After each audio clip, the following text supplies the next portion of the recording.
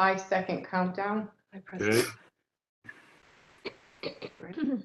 5, 4, We 3, are live. 2, 1, and we're live. Okay, welcome to the January 26th meeting of the Ad Hoc Special Sponsored Research Committee for the University of Rhode Island Board of Trustees. Meeting is being held in person with some committee members participating remotely. At this time, I'd like to ask our board secretary, Michelle Carreri, to conduct a roll call of attendance to see if a quorum is present. Please respond if you're present in person or present via WebEx when your name is called. Tom Ryan, Present via WebEx. Neil Kerwin, President WebEx. Bethany Jenkins, Present via WebEx. Mark Parlange. President WebEx. Okay. Our board chair, Margot Cook, is also in attendance. In addition, Peter Snyder, Barbara Wolf, Alyssa Boss, Abby Benson are all present. And in the boardroom, in addition to myself, we have Lynn Owens, Patty Correa, and James Zong. Committee Chair Tom Ryan, we have a quorum. Thank you. Thank you. Reminder to all members, for the benefit of the audience and the note taker, please identify yourself if you have any questions. Participants on the WebEx are required to keep their cameras on so everybody can see their smiling faces and clearly hear their questions and comments. At this time, I'd like to acknowledge University of Rhode Island occupies traditional homeland of the Narragansett Nation and the Niantic people. The first item on the agenda is approval of the minutes of our last meeting. Do I have a motion? So moved. Second, Neil Kerwin. Any discussion? There being no discussion, ask for a voice vote. All in favor? Aye. Aye. No abstentions. The motion passed. The next item on the agenda is the discussion items listed on your agenda. So before we get into that, first of all, I want to thank you all for attending. And I know we sent you a lot of materials. I had my assistant actually print them out, and it was 100 at, she had to go to Staples. It was $198 worth. That gives you a perspective. We all have different levels of understanding of various aspects of the sponsored research at URI. So, Peter, I apologize in advance because this will be redundant. And I can see you don't look very happy about reviewing all this again and again, but here you are. So we'll take this through, and at the end of it, obviously we all have the same goal, right? To improve the research capabilities at URI to ultimately drive more funding, right? I mean, we got to keep our eye on the ball. That's the goal. And to improve scholarly research across the university and have the university as a whole feel like they're all treated equal. Because as you will see throughout some of this data, there's a little bit of the kind of the haves and have-nots at the university. And I think we need to address that at some point as we go through it. So the minutes kind of laid out the I guess the goal of the committee. In addition to that, I had asked Mark to give us his goals for the committee, and I should just I'll read those to you now, and so that we have those in the minutes. And then Mark, you can chime in if I missed anything or misrepresented. Mark would like a detailed understanding of the sponsored research award. These are not in order of priority, but detailed understanding of the sponsored research awards by college, by PhD student in each college, discuss the funding sources of sponsored research and the associated overhead of that research. To discuss and plan for the support and resources for sponsored research. In particular, a focus on the pre and post-award support. What do we need for dollars? What do we need for people? And the information, a lot of the information that Peter sent out earlier has this from some outside sources that he brought in a year ago, and then this year, I guess, well, 21 and 22, to kind of review that and assess what our needs were. And that they talk a little bit about pre and post awards. Also, seed funding. What do we have now? What do we need in the future? Where do we get it? I think Peter, you can correct me, but I think we average about $125,000 a year in seed funding over the last 5 years or so. I've bumped that up. It's now about 200,000 a year. Oh, okay, 200,000. So, and then I won't get into what we think we need, but, and what is a model, what is the right model for URI? As you will see, everyone on this call probably knows better than I, there's a centralized model, a distributed model, and a hybrid model. And I guess we are in the hybrid model at the university currently. So what should that be? Should it stay the same? We're going to look at other universities. And then lastly, to my earlier point, expand the source of sponsored research revenue, whether it's international partners, private industry, federal government, state government, foundations, etc. So those are the kind of, I think those are the tags that Mark wanted us to make sure that we covered. Does that basically cover it, Mark? Yeah, I think so, Tom. And that was relative to what you wanted to know. That Yes. was correct. Yes. Okay. Yes. At the end of the day, we want to make sure that this committee comes out with a recommendation that's appropriate and consistent with the long-term strategy of the university.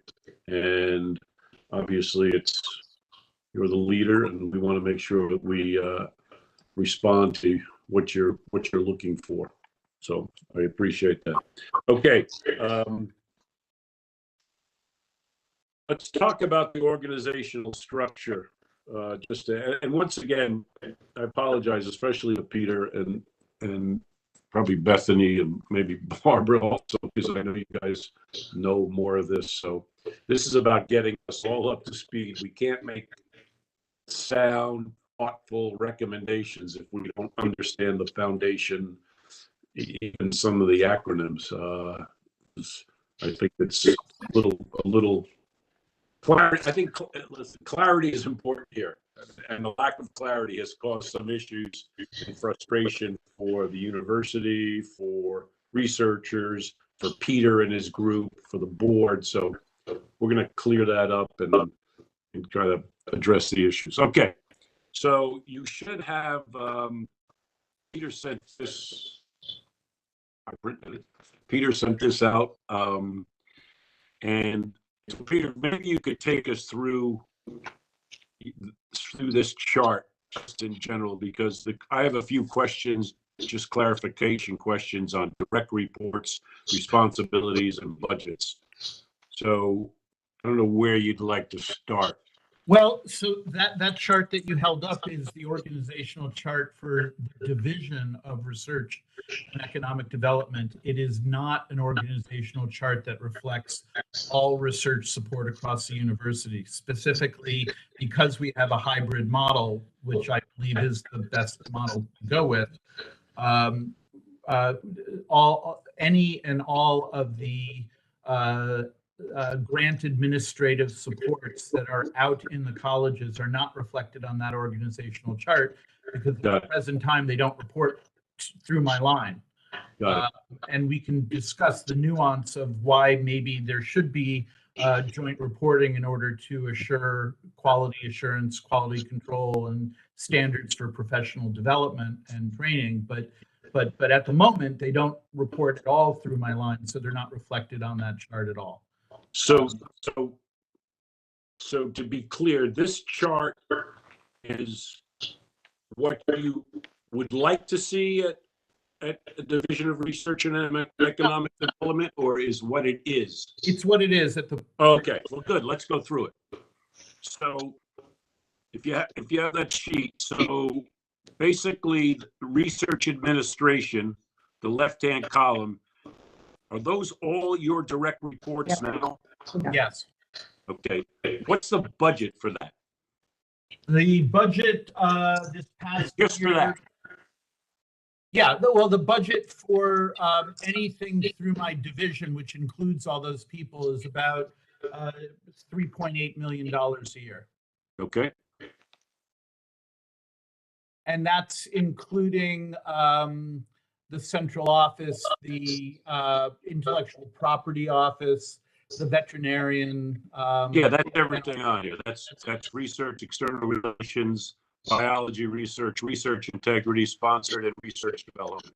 It does not include the research foundation, though. No. I'm everything to the left-hand side. That is correct, yes. Correct. Okay. We'll get to the research foundation this. So what about down below? You list, and once again, I apologize. So, and anybody else can jump in here. Yeah. The centers and institutes, the Yes. Coastal Institute, Sea Grant, Embry, Small Business. What's your role with those centers? I am the senior administrative official that oversees the work of those centers for the university. So the center directors, most of whom I've hired, report to me. Okay, so each of these, the director of Coastal, Sea Grant, and Small Business report to you, Correct. but they're not in your budget. No, They have their own budget. that's correct. Who develops their budget? Well, they do. Most of it is grant driven. It's all soft money. There's no support for these from the university directly. So these are all self-funded. Correct. Does the university receive any, for lack of a better, I know it's direct and indirect, but I call it income from these institutes? They do receive indirect funds from these centers, yes. Do you have that, or can we get that number later? Yes, we can certainly get that for you. Go ahead. A lot of it is, some of it is, a portion of it's retained by the centers and institutes for their Yeah. work, but the majority of the indirects do go back to the institution from each. of them. Okay. I'm going to come back to that indirect, direct F&A. I get confused on that.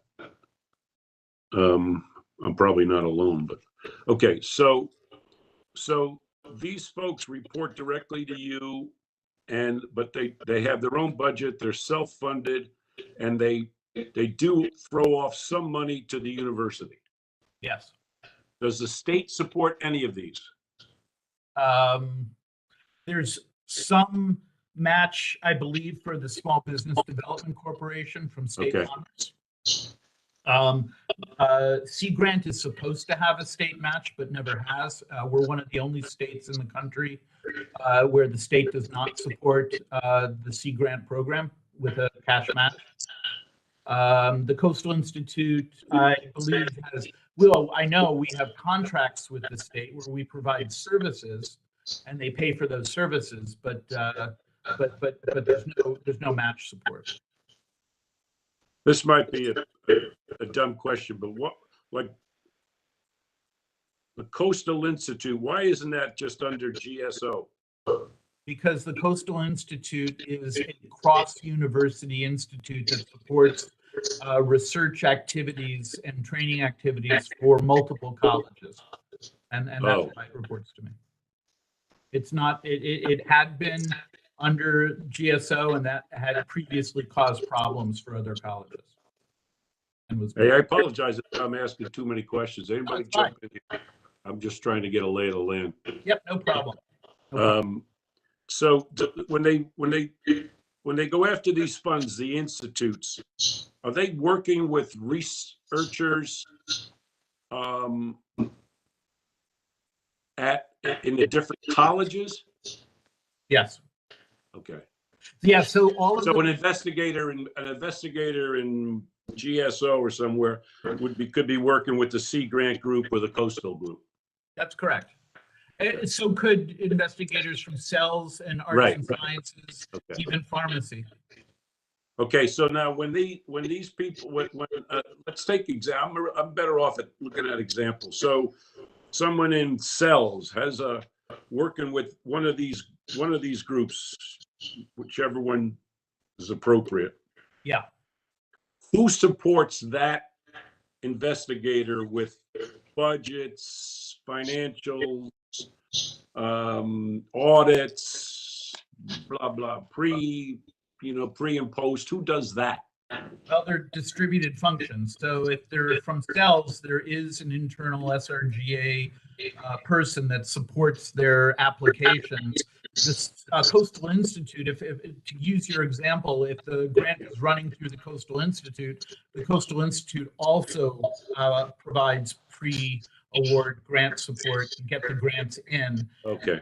In terms of the financial accounting, that is typically handled through the center or institute that's named on the grant, but there is roughly 22% of the indirects that go back to the dean of the college for whom a faculty member is on faculty. So in this case, it would be Dean Kirby and cells. So can I jump in real quick, Tom? Because Yeah. this Tom, is yeah, I think there were relevant. also 3 hands up. Yeah. Okay. Sorry. Yeah, I gotta look. Sorry, Mark.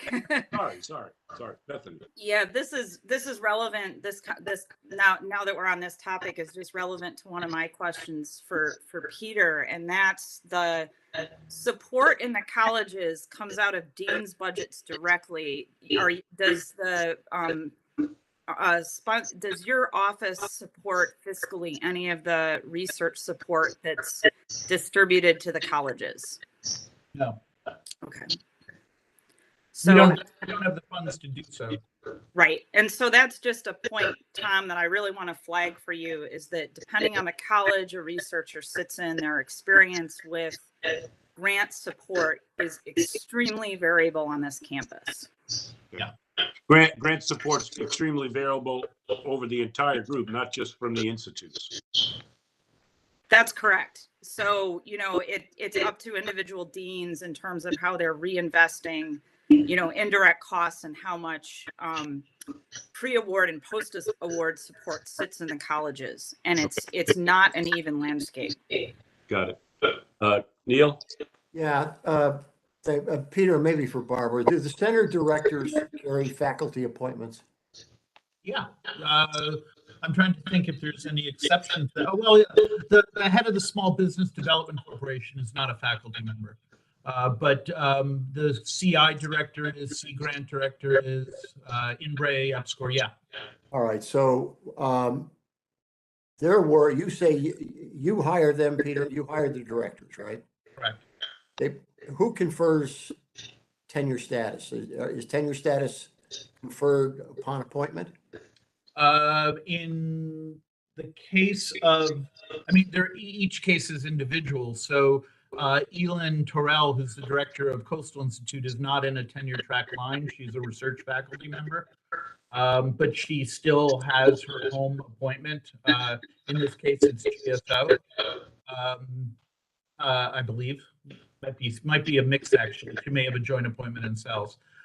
Tracy Dalton is the director of Sea Grant. She already was a tenured professor in marine affairs in cells. INBRE, the director is Bung Suk Cho. He's been here for about, I think, somewhere between 35 and 40 years as a tenured professor in pharmacy. And the director of our our EPSCoR Center is Jeff Bothan, who's a tenured professor in engineering. So the appointment and selection process for these center directors, what role does the academic side of the house play, the provost office and deans play in the selection and evaluation of these directors?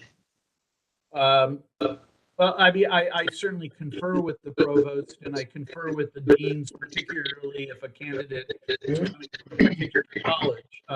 In the case of Tracy Dalton, who I hired quite recently, when she was a lead candidate, I certainly chatted with John Kirby about her ability, availability, and what the impact might be on the college if she were to take on a larger administrative role. But the search is managed through my office we follow all university procedures. In each case, the committee that ran the search we're all faculty from around the university. Okay, that's fine for now. Yeah, thanks. Mark? You take your mute off, Mark. Yeah, my question for Peter is related to what Bethany and Neil were asking Peter. It's has to do with, for example, you mentioned the head of the Coastal Institute is a research professor. Does that mean that when she was research professor prior to becoming director, she was entirely on soft money? More on soft money than she is now, yes. I don't think she was entirely, but it was like about 80% soft money. What is soft money? So soft money is when you pay for your grant, when you pay for your salary from a research grant. And hard money is if you're on university 100 funds. 100 funds are a small combination of state contribution to the university and then tuition that's raised across the university. And I think to the point of, and I think your question also, Tom, is these center directors, do they receive 12 months salary? That's hard. Do they receive 9 months salary and they have to raise 3 months summer salary? And Yeah. do they have expectation for teaching? Normally the 9 months salary, which is hard, you earn, if I can use that word, by teaching regular undergraduate and graduate courses. So in both cases, even though their salaries are much more secure for them because of their administrative roles, for both Tracy and Elin, just to stay with them for now, their salaries are still all soft. It's dependent on the income of the centers and institutes to pay the administrative portion of their salaries. Okay, so the center directors are paid off soft money. So is it coming out of overhead, or is there a direct line item somehow that comes out of, for example, Sea Grant that pays their salary? Yeah, it's mostly out of overhead that goes back to the centers themselves. And that's why we provide return to the centers. In both cases, there's still some teaching. Tracy certainly more than Elin, and that was an arrangement worked out with Dean Kirby, and the CELS pays for a portion of her salary for her teaching. So I'm confused. So the directors of the institutes, most of them are self-funded, quote unquote, soft from the grants they raise. It's not university dollars. Not for EPSCoR and INBRE, because they are tenured professors. Okay. So EPSCoR and INBRE are hard. Yeah, they're regular faculty. Got it. Yeah.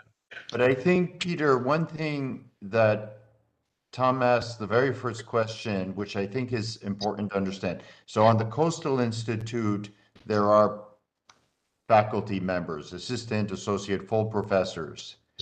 Some of them include Rainer Lohmann.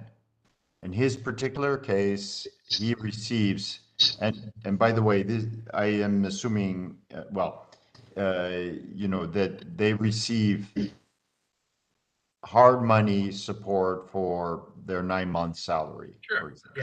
Yeah. So that is real university contributions to those people that make up those centers. Yeah, but they're also regular teaching faculty as well. Yeah. That's right. We have one research professor in the Coastal Institute who is not teaching and is not tied directly to a college. In that case, I am serving essentially as the dean for that faculty member. But there's one. It's just one person. Okay. I think it would be fair to say, Tom, that the new provost and the new president are trying to understand all these nuances and details as well. So is the new chairman. Yeah. And once again, I can't emphasize this enough. It feels like, you know, Peter's on the hot seat getting grilled on it. It's not that. You're the only one that kind of has an overview of this, which is why you're front and center. So take it that way. So just to close on this, Peter, you're going to come back to us the kind of the funding for each institute and how much URI gets from that funding. Okay. Yes, I will provide that to you. Okay. Yeah, I will get both of those Thank figures for each of them. And just to be clear, the centers and institutes, because Barb and I talked about this last week, as she's learning how the system is Yes. organized at a larger level. The centers and institutes that report to me are the ones that intentionally cross colleges. Got it. The one exception being the Ryan Institute, as you know, Tom. Okay. Other than that, one institute, the ones that cross colleges on purpose as part of their mission report to me. The ones that remain under one college for the majority of what they do. Not that they don't collaborate with other colleges and professors outside of their own, which I hope they all do, but the ones that are primarily have a mission within their own colleges stay under the deans of those colleges. So an example, the two directors, co-directors at the Ryan, they're in a college of, one's in a college of pharmacy, one's in forget the other college. Psychology, arts and science. Right. Arts. Are the institute directors also assigned to a college? Tracy is, Bunsup is, Jeff is, Elin, I think her home Okay. college. All right. Yeah. And one other question, so if I have the right nomenclature. When I say what's the funding for URI, what should I be saying? Overhead, indirect, what should I be? Well, there are two parts. There's direct costs, which are the budget items on a grant that can pay for salaries, that pay for, actually most grants pay the majority salary, pay for equipment, pay for services, pay for grad students. And then there's the indirect amount, and that's the amount that comes back to the university over and above the direct costs to pay for administrative overhead, the care and upkeep of the buildings and centers where the work is conducted, and the services that support them. Okay, so we're looking for the indirect cost. We're looking to see the total indirect cost or indirects for these institutes. Sure. Basically. Okay. Okay. Any other questions on the institutes for anybody? All right.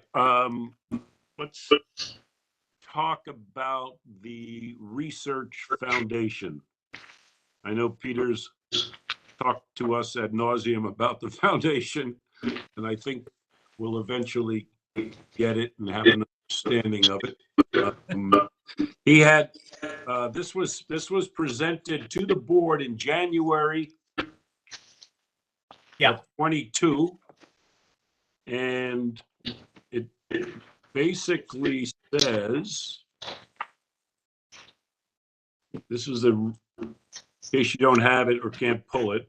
It's the Research Foundation history. It was created by a University of Rhode Island Research Foundation Act in 2007. The role of it is to obtain and protect IP rights and promote URI technology commercialization. The sole and exclusive agent, this is the foundation, to pursue, obtain, protect, manage, and administer all IP invented, created, or developed at the University of Rhode Island. So this foundation is separate from, and Peter can talk a little bit about that. It's not uncommon. There are a number of universities that have it to keep the IP and the commercialization separate from the university. It also provides research programs, promotes education, enhances URI's contribution to economic development and beyond. Yep. So that's where we stand. Now, so does this group report directly to you? I am the chairman of the board, so the I have the normal oversight that any board chair would have in overseeing at a high level the workings of the foundation. I also ran the search and hired our current executive director, and I've been responsible for high level strategy for the Research Foundation, not its day-to-day activities. Neil, I think you have a question. Yeah, Neil. Peter, is your role, and I can't remember, I read the statute some time ago, is the position of chair established in statute in terms of it being the vice president for research? It is not established in statute. It has been the practice of the Research Foundation, and it predates me by many years, since its inception, actually. Yeah, no, okay. So, and part of the reason is because the Research Foundation is managing the commercialization of URI technologies and know-how for which the VPR is directly responsible. So it's just that's the way it typically is at most universities. okay, but presumably IP can be generated from a variety of sources that are not related directly to your chain of command. Isn't that a possibility? I don't think so. I mean, I'm responsible for all the intellectual property that is disclosed by any faculty and staff at the university. So the institutes or centers that report through the deans of the colleges. Yep. The spin-off IP, of which I imagine there is considerable, or maybe I'm wrong. Wish there was more. Part of it, that part of it really falls under your supervision and not the deans. Is that correct? It does. That's correct. All right. Thanks.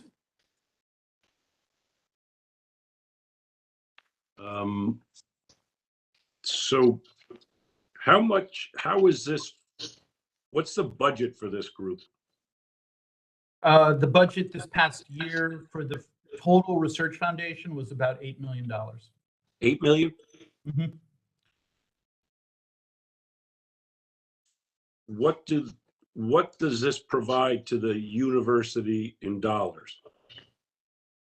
It provides, actually, I can provide. I've seen the report about the thousands of jobs and 300 Yes. for the state and all. I see that, but I'm asking, what hard dollars does it provide the university? If it's okay, if you would allow me to share a screen, I could probably answer that better with a. Okay, sure, yeah. I just have to look for it now. Okay. Just give me a second. So while Peter's looking for it, I mean, this has its own board. You can see it. There's 1, 2, 3, 4, 6 people on it. There's 2 vacancies. Mark, you're an ex officio. Abigail, Peter, and there's a URI board member that's it was vacant. I don't know if we have anybody, but okay, so that's a vacant spot. But there's a lot of, there's a non-disclosure agreements with Amgen, IBM, Photon. There's research agreements, there's licensing agreements with Beck& Dickinson. I just don't know, like there's a licensing agreement with Beck & Dickinson. Someone developed something. So they go to the university, the research foundation, they negotiate the deal, the IP rights, blah, blah, blah. What happens to that income? Tom, at the present time, the royalty stream for our intellectual property is pretty small. It's not enough to even cover our legal costs. Right now, when we have a deal with Becton Dickinson or any other company, it's typically for supporting sponsored research where there is a commercial desire and a commercial goal to the work, and it's not academic work. We support the faculty in making those connections, in nurturing them, in helping them to establish relationships with these companies, and in helping them legally to manage the relationship in an above board manner. But if the stated role of this was to protect IP rights and promote commercialization, what you're saying is, and I'm not pointing the finger, I'm just making a statement that we have not commercialized much of our IP. That would be a fair statement. The portfolio is not large. We have had some royalty revenue from a couple of properties. As an example, if you go to Ace Hardware and get grass seed in the spring, you'll see URI #2 grass seed for sale. And that's one of our properties that's been commercialized. We have several for which I'm quite excited about, but nothing that's really hit large. When this Research Foundation was established, the intent of the Research Foundation was for it to be self-supporting, based on the IP and anything over and above self-sustaining activities for the Research Foundation would be returned to the university. In terms of IP royalties, that has not happened yet because there hasn't been enough. Okay. In terms of other benefits to the university, I brought up a document where I wanted to just show that this is for the first time in the Research Foundation's history. We are now providing a lot of return back to the university in terms of sponsored research and programs, paying for students, paying for capital equipment, paying for internships. As an example, this past year, we received a $5 million grant to set up a industry partnership, industry collaboration in the defense sector. This is from the Defense Department, and the grant is about $5 million.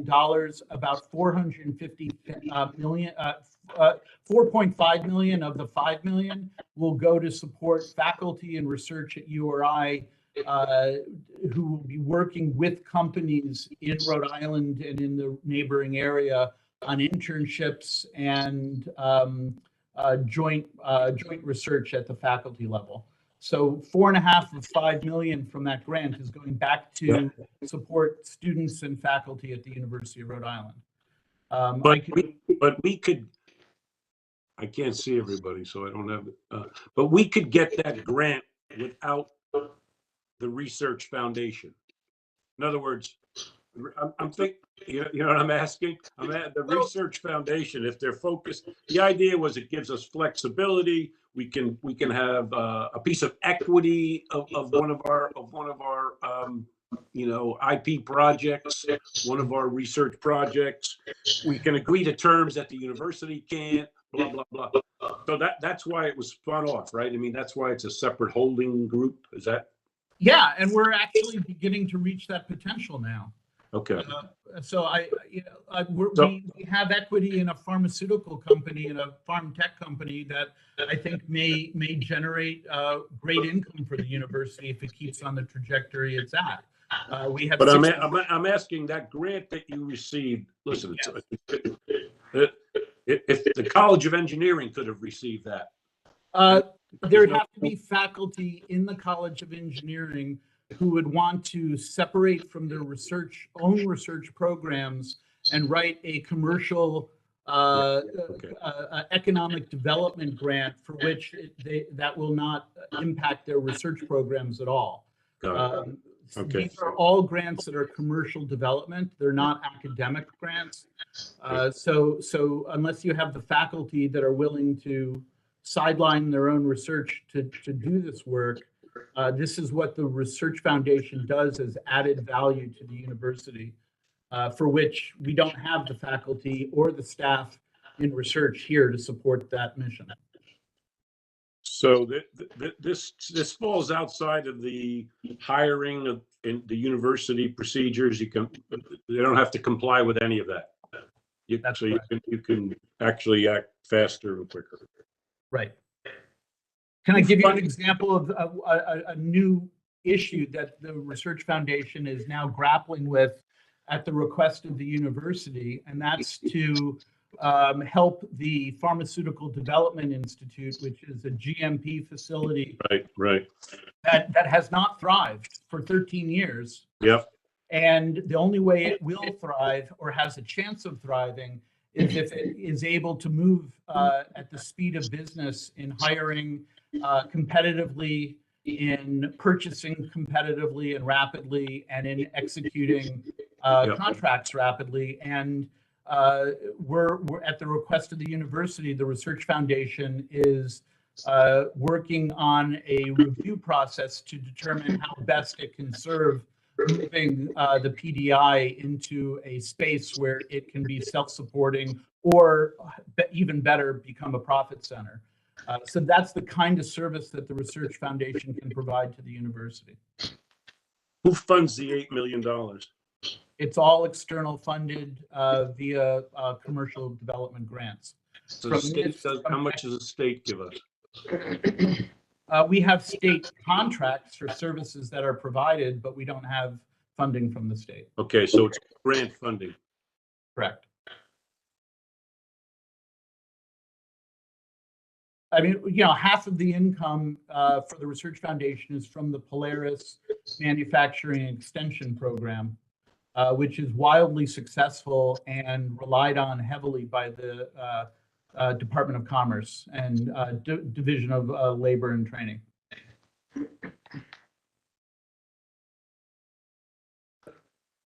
So that is a Polaris revenue is like $6 million. Yeah, it can be. Yep, with additional funding that's come in.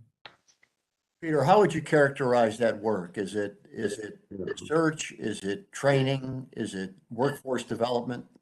It's workforce development and consultation to manufacturers across the state to help them reorganize themselves, reconfigure, change their product line, processes on the floor, management organization in order to be more efficient and to compete in a 21st century environment in the U.S. And which of our schools and colleges provide the faculty for that level of consultation?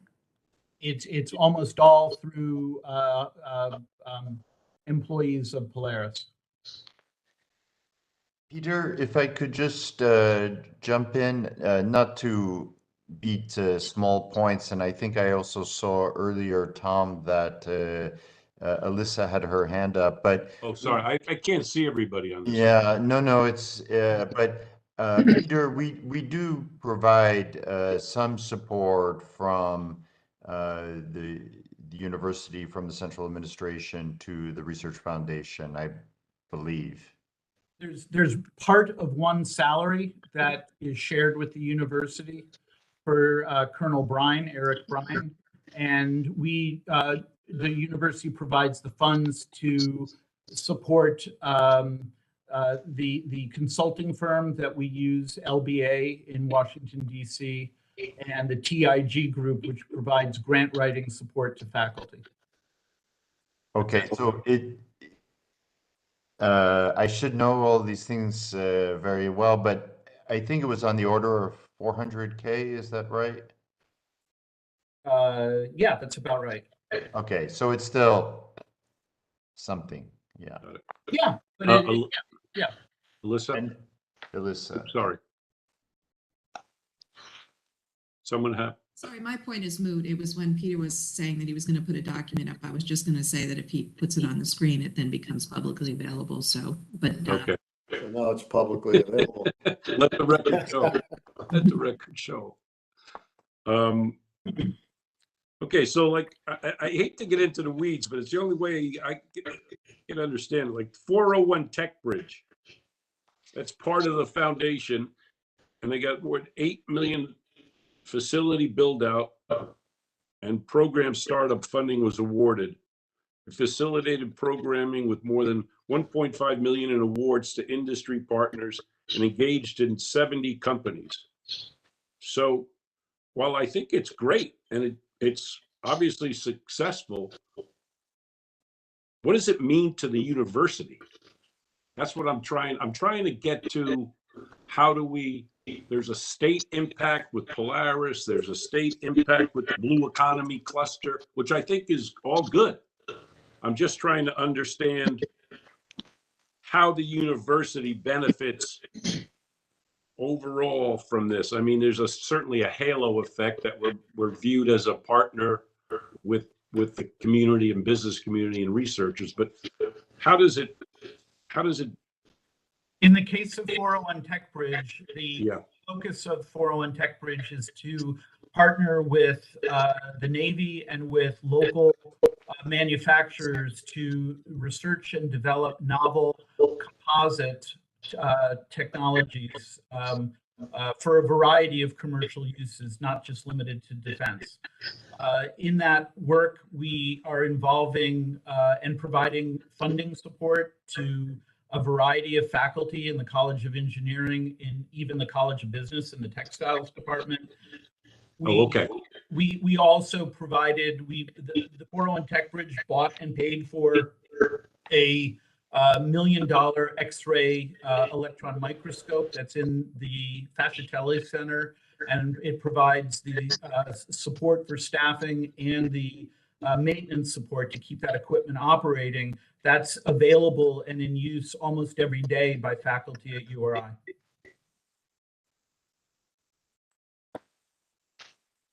It provides internships, it provides student externships, it provides capstone projects for engineering students.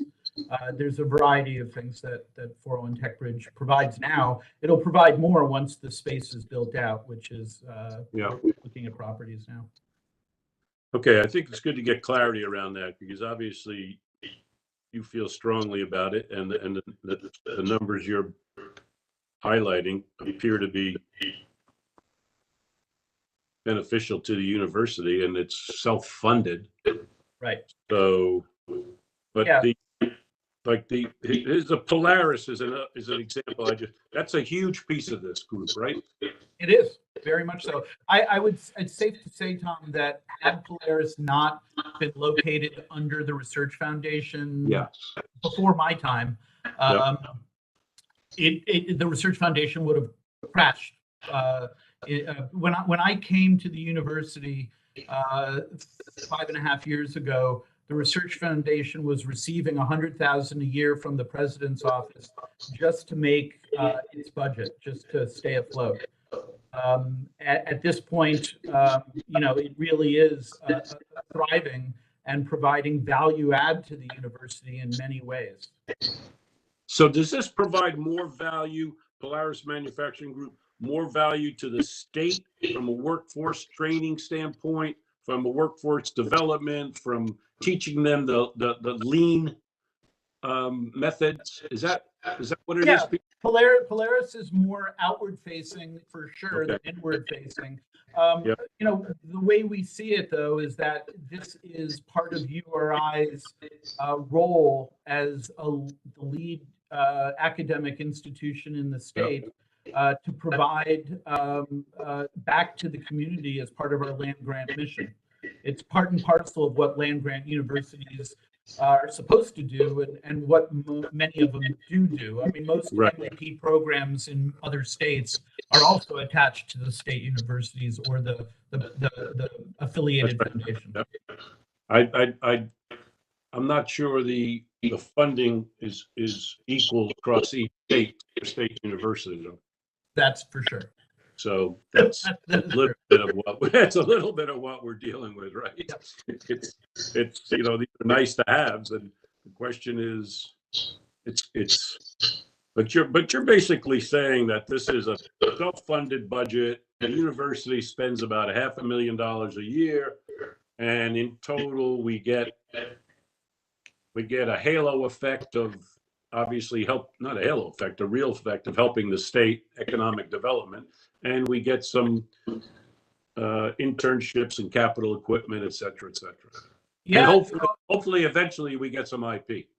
Yes, that's absolutely the case. And in fact, we just hired a new IP director who I think is young, hungry, enthusiastic, and bright. And I think he's going to get off to a good start next month. I would also say that it's Research Foundation staff that are doing the bulk of teaching right now in the College of Business for the entrepreneurship program, both at the undergrad and at the graduate level. And that's pro bono for the College of Business. That's all as a service. Okay. And our venture capital partner, Tom Sperry, is also very much involved in the teaching program in the College of Business. He's mentoring capstone projects, and you know, we're laying plans because the Research Foundation just received $100,000 as a return on its investment in the venture capital fund.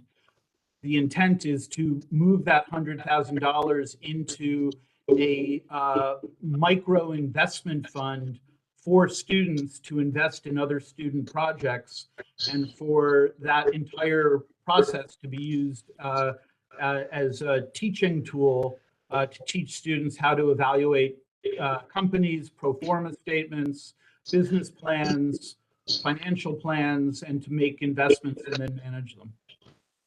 So that's all service to the university. So, Do you know how many IP how many projects are commercialized from the university that don't go through the foundation? Like, that's a hard one. It's hard to know when someone does something in their basement and doesn't tell us. in other words, no. Like I'm thinking about. I mean, the only ones that I know, there was a pharmacy was working on a test that was, you know, the COVID test, but they wouldn't go through the foundation, right? They just go directly to the manufacturer and make a deal. Is that how that works? How does that work? So that would have been through the Research Foundation. And in Okay. fact, the Research Foundation managed that entire thing because at the point when that was being developed, the university was under tremendous strain, paying a lot of money for all the COVID testing to be done by an institute in Boston. And we had an opportunity to lower the cost. And so the Research Foundation actually spun up an effort that was managed as a private business. And we had a usable saliva-based assay Right. that was approved by the Department of Health for use within 8 months of launching. But don't you have a person that's the head of intellectual property that reports to you? Yes, absolutely. That's not in the foundation. Not at the moment, although Alyssa and I and Mark have been talking about moving that function under the Research Foundation. So just in terms of organizational structure, it's more streamlined. But that person, so you know, in practice, I mean, on paper, it looks like they're separate and they're working separately. In practice, everybody's in this building and they all report to me. Yeah, yeah. Work yeah. as a team. And Yeah. so I do have, we do have a university IP office that works fist in glove with the Research Foundation and with the business development. So the people. director of IP legal that reports to you through intellectual property management. Yeah. It actually helps the Research Foundation. Yeah, well, yeah, I mean, they have to work together because it's a university property that the Research Foundation is managing. Okay, so we don't have to, I'm just trying to understand the purpose of doing the Research Foundation was to keep it separate from the university. But some of the people that work at the foundation actually work for the university. They don't work at the foundation, they work with the foundation. Okay, okay. But to your point, I think that's why Alyssa wants to streamline this. Yeah. A lot of this is historical artifact. When I came, as I mentioned, Yeah. the Research Foundation was barely existing and could have easily folded at that time. And the person who was responsible for commercialization, Michael Katz, was a university employee who was taking on the role of executive director of the Research Foundation without compensation. It was just an add-on thing that he did. Okay. And that worked for a couple of years after I arrived until the Research Foundation started to be much more productive and active. And now I frankly have to separate these roles. And I do agree with Alyssa that the IP and tech transfer function probably should fall under the Research Foundation fully. But that would need to mean that, there'd have to be always codified direct reporting to the VPR, because ultimately it's the VPR at any state university that is responsible for the intellectual property portfolio. But you're already chair, you're already chair of the foundation board, Peter, right? So technically, Yeah, it right. would flow through you regardless. It would. I totally agree with you. I'm not worried about me. I'm worried about 5-10 years from now. If a different decision is made, you don't want a foundation that's separate from the university overseeing the university's property without an officer of the university really being responsible for it. Well, you're putting my argument out. I mean, I think that, what I'm trying to get a handle on is that if the university's own internal processes had been improved and that their administrative structure was as nimble as the foundation, are there legal obstacles to the university doing anything that the foundation currently does? Or the foundation currently does? I think for a lot of what the foundation does, the fact that it can hire competitively, purchase competitively, and manage people separate from the bureaucracies of the state of Rhode Island makes it more likely that the ventures that URI Research Foundation is engaged in will be successful. That's why we're helping the PDI, or looking to help the PDI, is because they have not thrived at all under state control. Because the PDI is competing against Pfizer, Amgen, and other like companies for talent, and it can't compete. All right. Okay. Mark?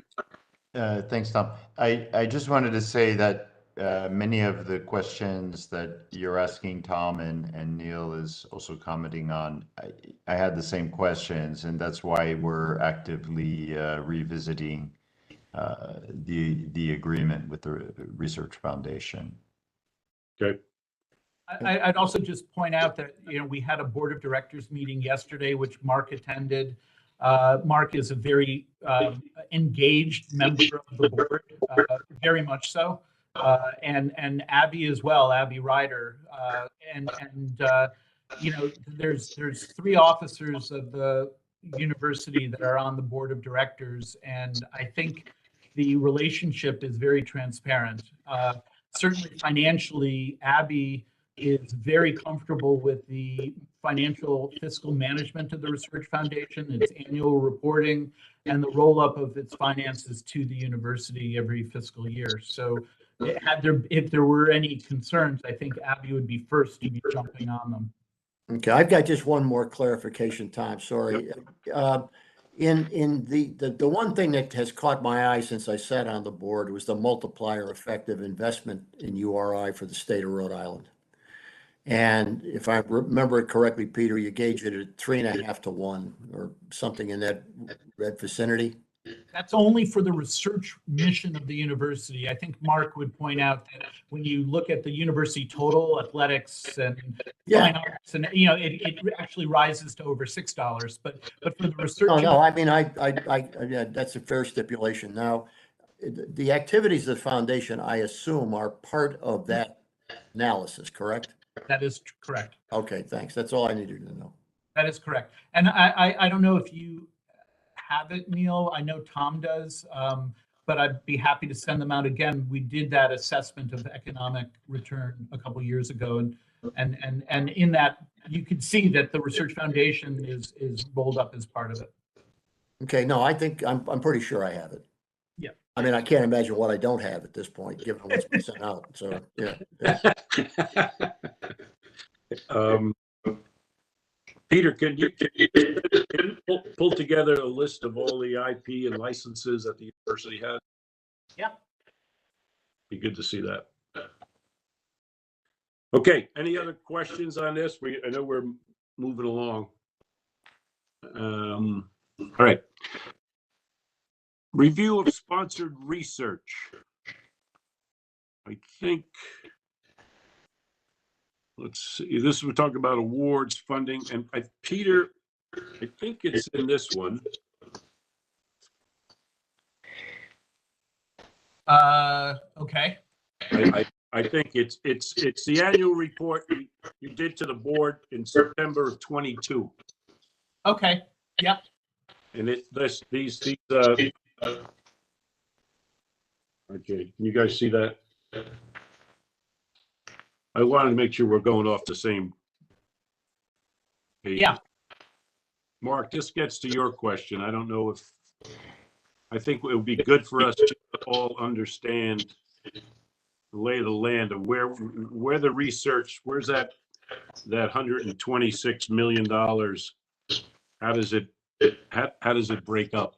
How does it break down, I guess I should say. Are there any particular slides you would like to? I guess the one that, well, one that I would say I'll come back to, but is let's go to the awards by college area. Yeah. My calculations are right. 85% of our funding comes from 4 colleges. That would be correct. So this gets to the point of there's a, and I don't know, Bethany, if this is a reason for the concern or a driver of the concern or an outcome that drives a concern of the unevenness of research support. Right? When I looked through the report, people said, well, I'm paraphrasing, but well, GSO, of course they've got the most research dollars. They get the most people. They get the most support. They have pre-program and post-program, and they have grad research assistant, and so of course they have the most money. Now, it's chicken and egg, and success begets success, and you go where the money is, you fish where the fish are, blah, blah, blah. So I guess my question is, one, Mark, does this surprise you at all? Or Barbara, or? Look, Do you have the slide? Do you guys have that slide?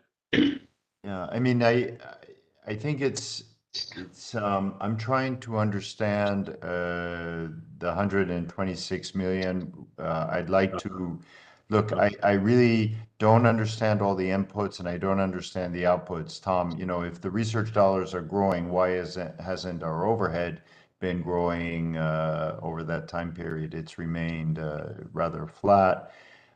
It's hard to understand for me, and Peter knows this, and I think Yep. we all know it. It's hard to know what's genuinely money that comes in, gets counted as research, but then would go to support Bob Ballard, or would go to support the Endeavor and the crew, or would go, for example, if you have a large USAID grant that goes to the CRC, that actually will flow through to partners in the Philippines or Indonesia or Fiji, you know, that we're working with.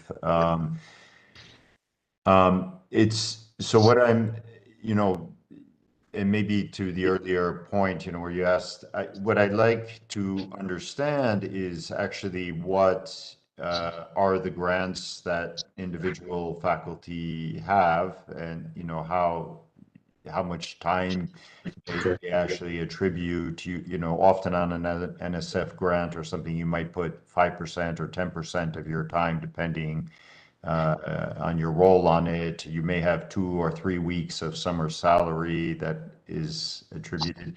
It's just trying to understand also, you know, how many PhD students or graduate research assistantships are paid by these grants. I'm just trying to understand, like, if we're healthy, if how it's going. And then one has to be careful, you know, we have different faculty members on, and I was kind of hinting at this at the beginning when I asked about, you know, 9-month appointment, 12-month, are you on 100 funds? Are you teaching as part of those requirements for those 9 months? So, you know, the typical model in the US is that, you know, one gets 2 semesters or 9 months, and then you raise 2 to 3 months summer research dollars on your grants. You know, just I'd like. Yep. Okay, how do we get that? Just very basic things that How do we get what Mark is looking for? I know I think, I mean, most of it's available. We did an analysis, Abby and I, of Abby Ryder and I, of the indirects coming into each of the colleges. It's been provided in one of the subfolders in the folder I set up. Basically, what the reason there's little rise in the indirects over time is because of the mix of grants that the university brings in. Although our federal rate is about 56% indirect, the effective rate, if you look at all of our grants combined and what they're all bringing in, and average across them, the effective rate is about 19.5%. And that has been unchanged for a long time. And the reason that is happening, the reason that effective rate is low, is because in general, although we receive a lot of federal grants, we also receive a lot of state grants and state contracts that provide little to no indirects, actually end up costing us money some of the time.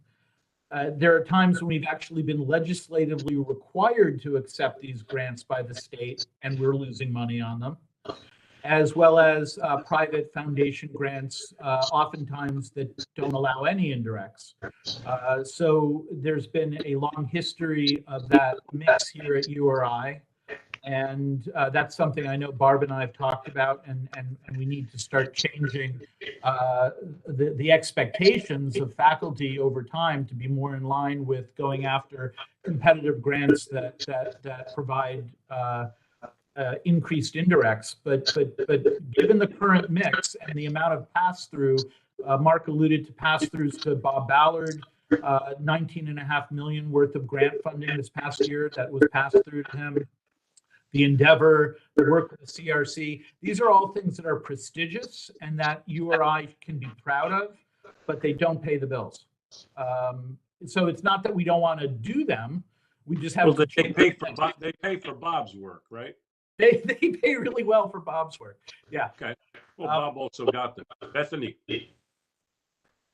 I think Barb was before me, and then I'll follow her Okay, question. Barb. Sure. I just want to raise the issue of being thoughtful about there's big differences in size of faculty, for example, amongst colleges. So just to keep that in mind, and also the student body that they serve. Faculty ratio, yeah. I mean, Yeah. you know, the faculty of GSO are not teaching undergraduate courses by and large. So they have a lot more time to engage in research than faculty in arts and sciences by orders of magnitude. Yeah, and to follow that up, Peter, I think, you know, I sit in mainly in cells, but I've been jointly appointed in oceanography. So I really understand the cultures in both colleges. I run my grants through cells. And I would say if you do the dive into, you know, how much of the research portfolio in cells is faculty driven, you know, investigator driven research, and the amount of grant support in that college, this is exactly to my point, compared to the grant support at GSO, it's just, it's not even nearly equivalent. And so I think there's a lot of untapped potential in some of our colleges to do a lot more if faculty had help. You know, you look at cells faculty, they're teaching their research output, just to use a college I know really well and compare that across campus. And it's just, I think we've got research potential that just isn't realized. You could hear that if you read through some of the comments of the faculty. I mean, there's an undercurrent consistently, you know, department budget, press, I got more teaching hours, less time for research. There's a constant through there. So, Yeah. Peter, if you were to compare the average overhead return on the work that goes through the foundation relative to the overhead return on what flows through the university, would they be comparable at 19%, or is the foundation's overhead realization higher? Well, actually, the indirect rate for the Research Foundation is about 13%. Okay. Because that is a rate that is negotiated with the federal government, and it's based on the amount that's invested in research infrastructure, as you know well, Neil. And you know, the Research Foundation is, you know, tiny compared to the university. So the negotiated rate is a lot lower than the universities. So on some of the commercial work they do, is there fee involved as well as overhead? There are, it's kind of a weird thing that happens when you're working with a lot of companies. They don't want to talk about overhead or indirect, but they will pay for administrative fees. And it's kind of the same thing. It's a semantics issue. So yes, sometimes oddly enough, they understand the concept of profit. They do actually. All right. Okay. So to answer Mark's question, how do we answer Mark's question? I guess one other thing I want to jump in and just flag for folks, and Peter, you know, maybe it's if it's possible to do these analyses over, you know, or average over 5 years, right? If somebody lands a large NSF award, it's a 3-year award, the budget comes in all at once. So that's to fund research going forward over. So I think looking at the indirect flow as faculty spend money. So I think looking at indirect flow is actually a great way to sort of look at grant activity in addition to just dollars. Because if I have a 4-year NSF award that's quite large, it comes in 1 year, but I'm spending that award over the next 4. So those indirects from my award are coming back to the university over that projected period of time. And that's, you know, those are good numbers for folks to look at in terms of kind of year to year return on grant investment. Yeah. So we can easily show the indirects return to the university over time. I think I've shown that in prior graphs. We usually do a 10-year run.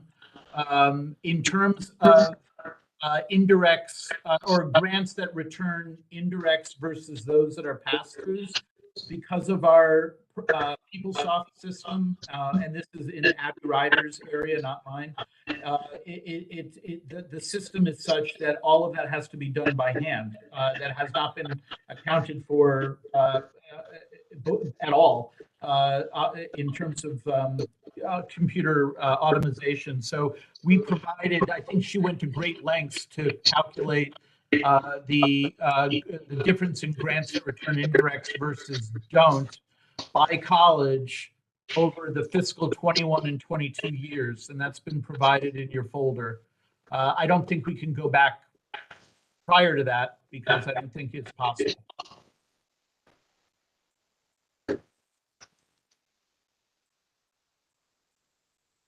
For me, I think Bethany put her finger on a really critical point, and that is, in the experience I have, working with moving an institution up in its Carnegie ranking, the ability to identify untapped potential, either marginal increases in existing successful PIs, or being able to bring people to the table that have that capacity but are otherwise engaged on the campus is going to prove critical to our ability to move the research dollars up at URI. I mean, that I'm looking at it through the lens of my own experience, but I think Bethany's point about not just the lumpiness of the award process, but the, perhaps maldistribution of effort in other areas of the mission is something we're going to have to, I think, take a pretty good look at.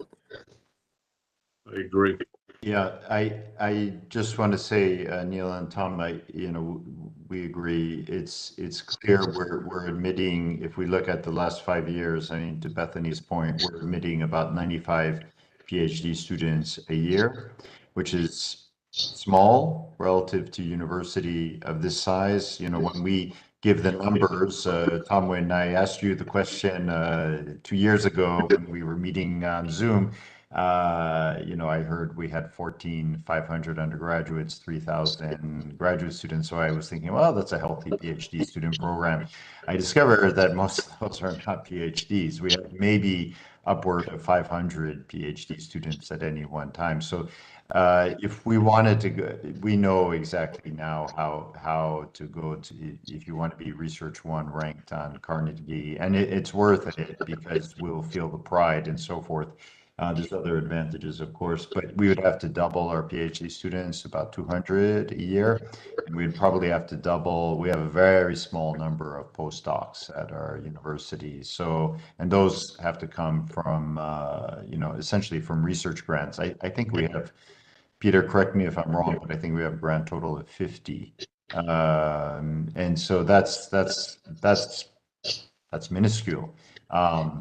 And so, I would expect that just between GSO and engineering alone, we could easily have 75 postdocs. So, and if we get cells and, pharmacy, going, we should be much more.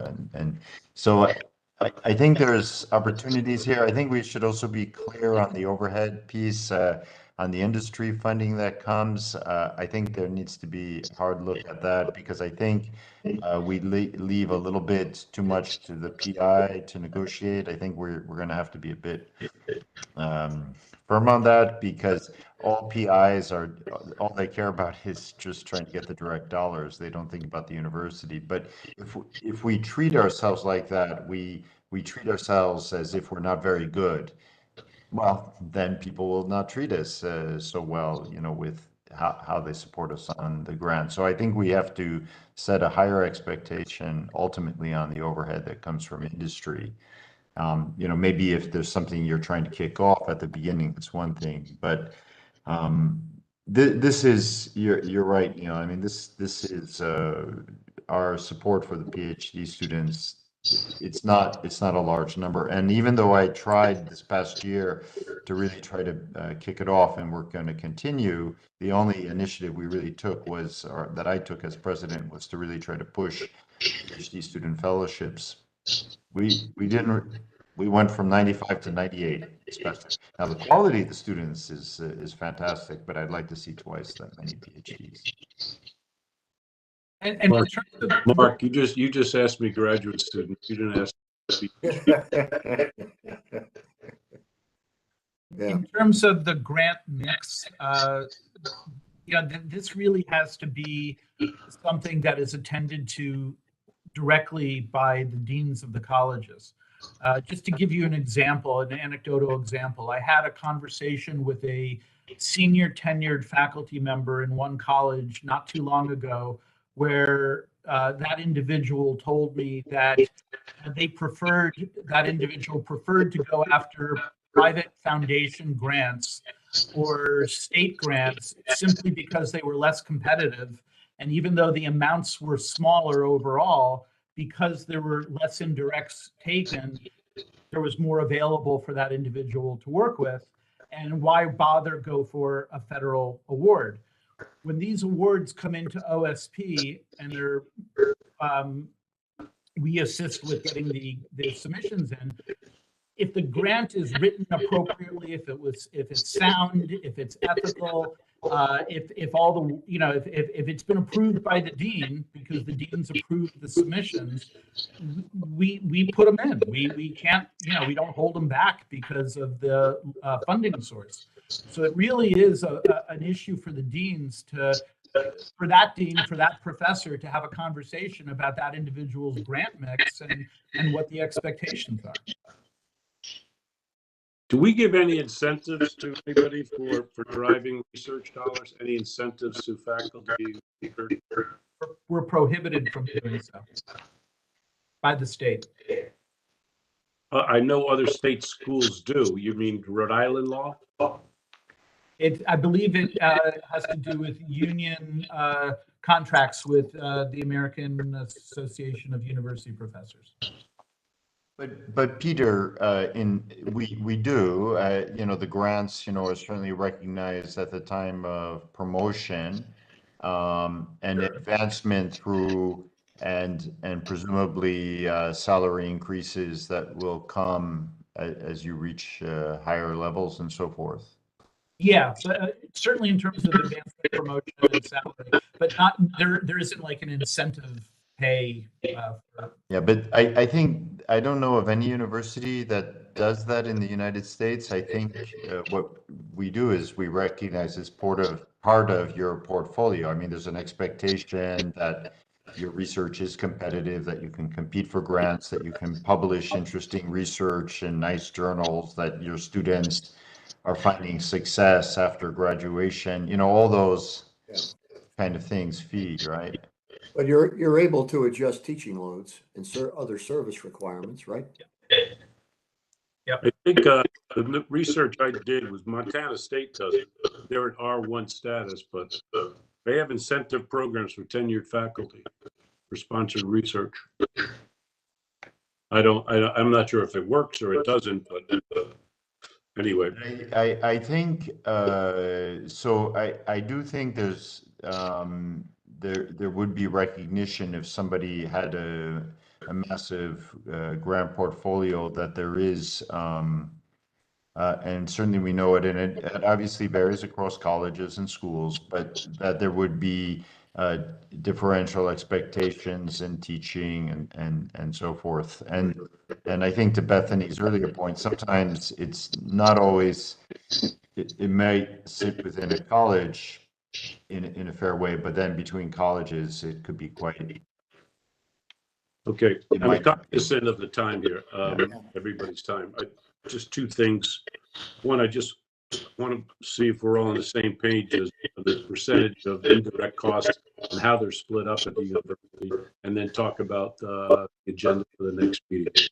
So what I understand, I think from Peter, correct me if I'm wrong on this, if you look at the percentage of direct costs, 26% go to deans. Correct. 6 to 7% goes to provost. Correct. 4 to 6 goes to the president.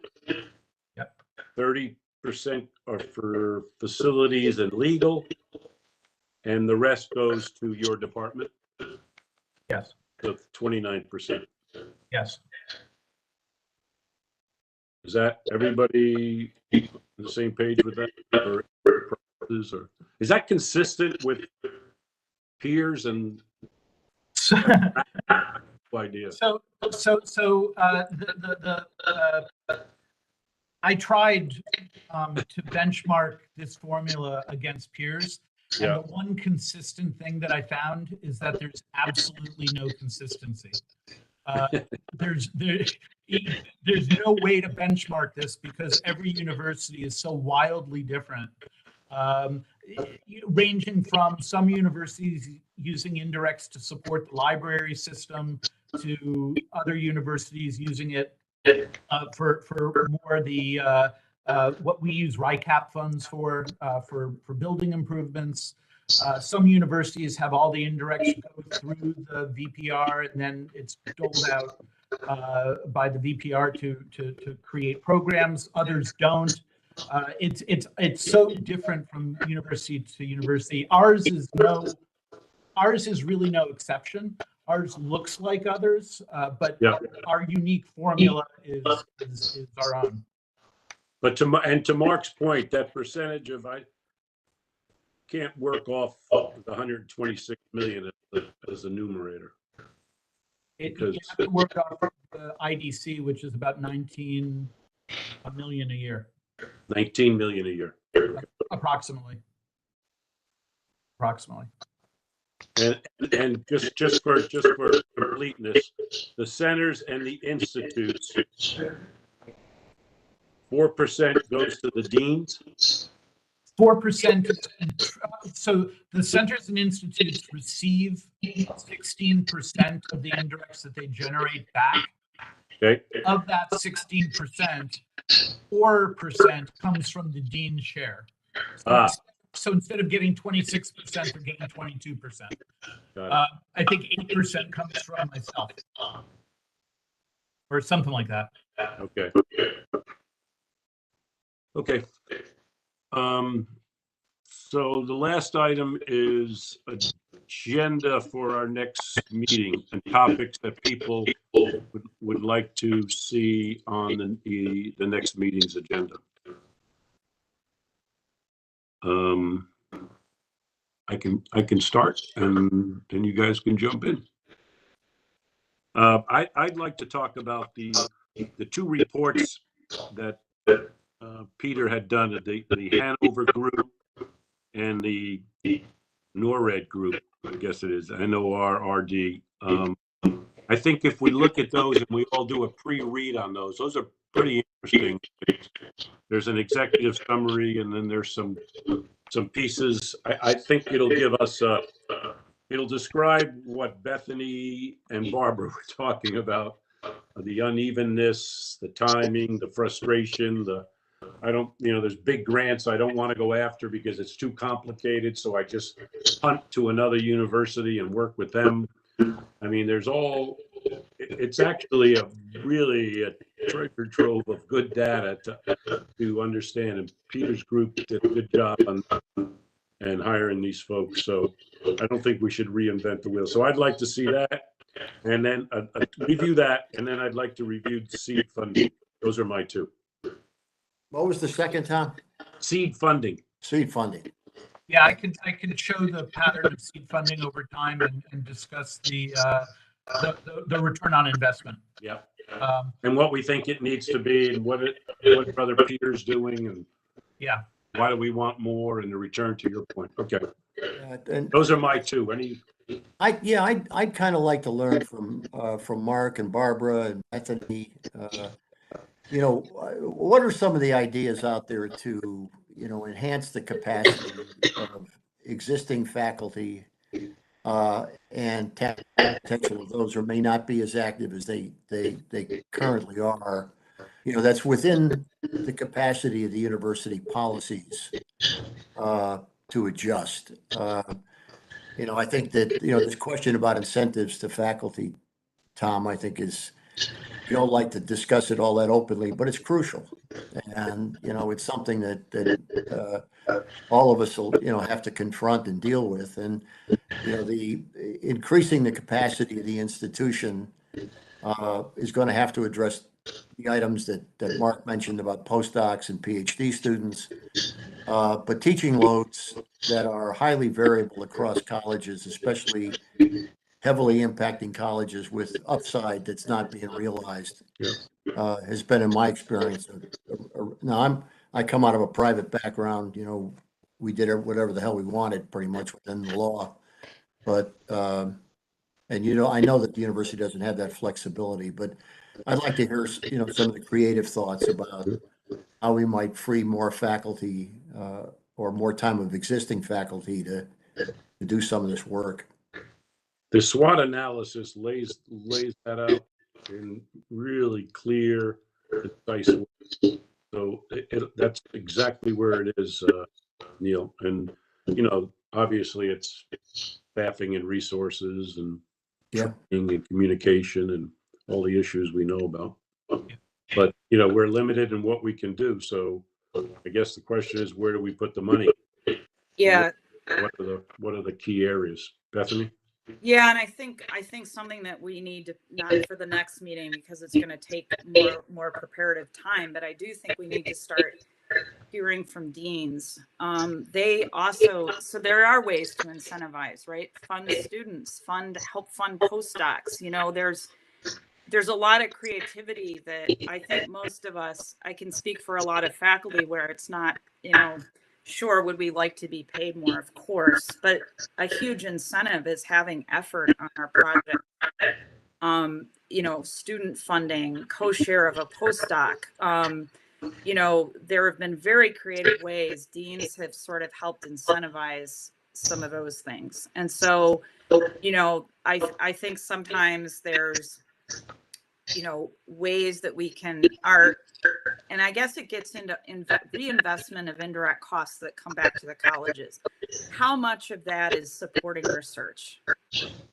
Or is it just, and I don't want to overstep my bounds here. Maybe I'll punt a little bit to Barb, who's been a dean, because I want to treat deans and colleges fairly, but I think these are fair questions to ask, given that a lot of the indirect return goes back to the colleges.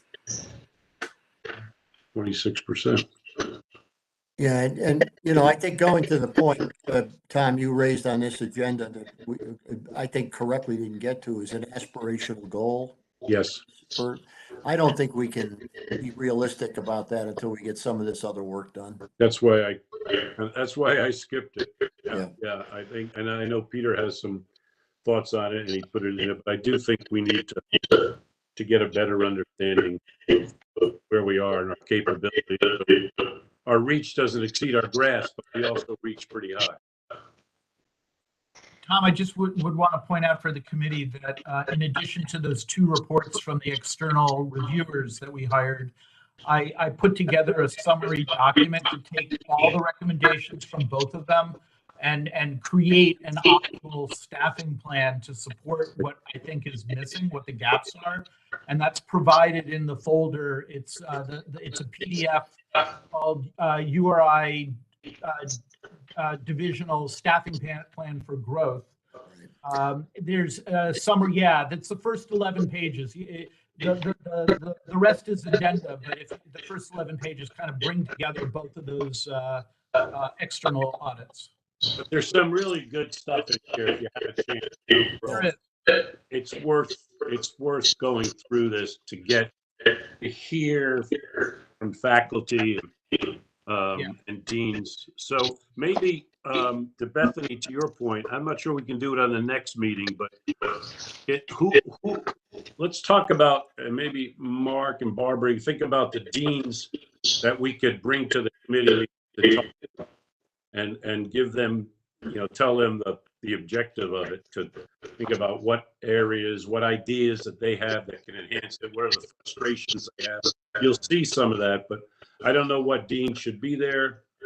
It should be a mix of the haves and have-nots, maybe. I think so. I would vote for that. Yeah. Yeah, and then let's just talk to them about this and their views, because I mean that's people on the ground are closest to it, obviously, and then we'll probably maybe talk to some of the researchers. But okay, any other comments? I think we're the ball up the court. We're all getting a better understanding, and I think we'll come out in the end with the right. Now, I don't know if we'll have all the money for it, but we need to understand. Well, we certainly should be able to complicate people's lives. Yeah. Yeah. Or uncomplicated in some cases. Yeah. Right. Okay. All right. Oh, I have to do something. Hold on. Yeah. This is not my strength here. Would you like a motion? Do you want a motion to adjourn, Tom? Yeah, I guess that's all I need. Okay, I move we Motion to adjourn. Yeah. I'll second that motion. All in favor, say aye. Aye. Aye. Nice to see everybody. Meeting adjourned. See Nice you to all. see everybody. Nice win for the basketball team last night. Yeah. Take care. Okay. And the Lady Rams